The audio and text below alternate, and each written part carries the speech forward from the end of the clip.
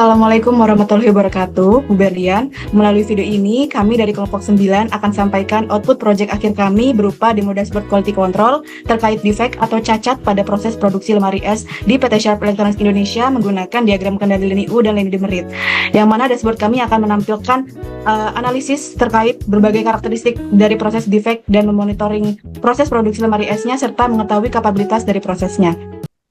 Adapun tim kami beranggotakan 3 mahasiswa yaitu Nurul Azmi Azhara dengan NRP akhir 010, saya sendiri Edvina Kersaningrum dengan NRP akhir 053, serta Devi Sagita Rahman dengan NRP akhir 172. Kami dari Departemen Statistika. Pada tampilan awal dalam dashboard kami terdapat laman home, di mana di sini adalah deskripsi dari PT Sharp Electronics Indonesia sendiri. Platform ini nantinya akan menemani untuk para customer menyelami setiap detail performa dari produksi lemari es kita untuk mewujudkan zero defect. Dari PT Sharp Electronics Indonesia ini adalah anak perusahaan dari Sharp Corporation Jepang yang berfokus pada manufaktur dan distribusi produk elektronik. Produk seperti televisi, kulkas, mesin cuci, dan AC, serta jaringan luas yang terdiri dari 23 cabang dan lebih dari 400 layanan di seluruh Indonesia. Di sini di tampilan home juga terdapat filosofi bisnisnya, slogan globalnya, serta lokasi produksinya yang berada di Karawang.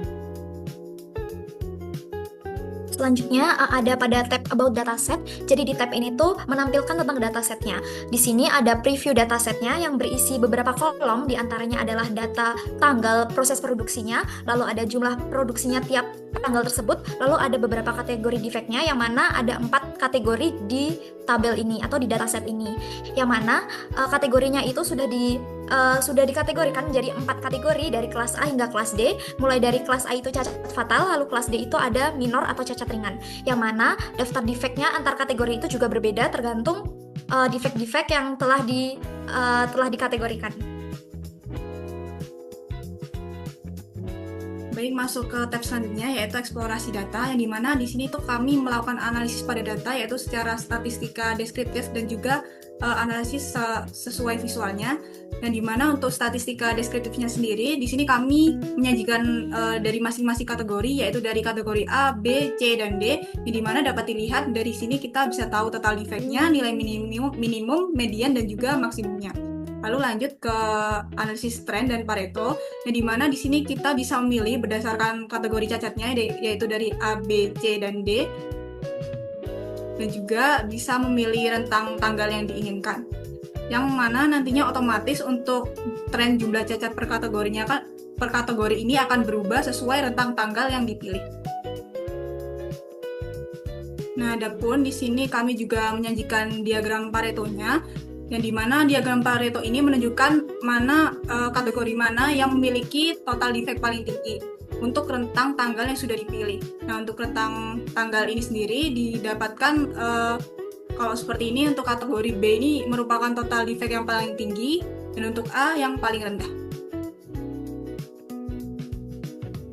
Selanjutnya ada tab analisis diagram control defect. Nah, jadi di sini itu merupakan tab yang bisa memonitor proses produksi di PT Sharp itu bagaimana berdasarkan defect yang ada pada proses produksinya. Nah, di sini itu ada panel kontrolnya, yang mana panel kontrolnya itu kita bisa memilih fase 1 atau fase 2 dan bisa memilih diagram jenisnya, mulai dari U-chart, demerit chart, Leni U-chart, dan Leni demerit chart. Nah, apa sih yang membedakan fase 1 dan fase 2 ini? Jadi fase 1 ini tuh merupakan chart yang membuat the baseline untuk mendapatkan center line-nya yang digunakan pada fase 2. Nah, di fase 2 ini sendiri itu merupakan tempat untuk memonitor apakah proses produksinya itu terkendali secara statistik atau tidak. Bisa dilihat, misal saya membeli fase 1 dengan line U-chart, ini didapatkan center line-nya itu 0,00724. Nah, kemudian center line ini tuh digunakan untuk di fase 2, yang mana di fase 2 ini tuh kita bisa melihat ada beberapa titik yang berwarna merah. Nah, titik itu merupakan titik yang tidak terkendali secara statistik atau observasi yang perlu dievaluasi lebih lanjut. Nah, di bawah ini ada interpretasi dari masing-masing diagramnya.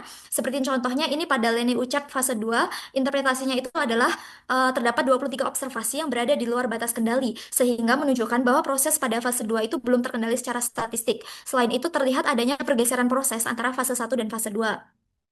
Lalu di bawah ini merupakan ada analisis kapabilitas proses yang digunakan untuk mengukur kemampuan proses dalam memenuhi spesifikasi yang ditentukan. Jadi berdasarkan diagram-diagram di atas tadi itu didapatkan nilai kapabilitasnya itu adalah 0,543, yang mana artinya itu nilainya karena kurang dari satu, jadi menunjukkan bahwa kapabilitas prosesnya itu masih rendah. Sehingga hal ini tuh berarti proses produksinya saat ini belum mampu memenuhi standar spesifikasi secara konsisten dan memerlukan perbaikan untuk mengurangi variabilitas atau jumlah cacat. Baik, sekian pemaparan output project akhir demo dashboard quality control dari kelompok 9. Terima kasih Bu Berlian atas perhatiannya. Wassalamualaikum warahmatullahi wabarakatuh.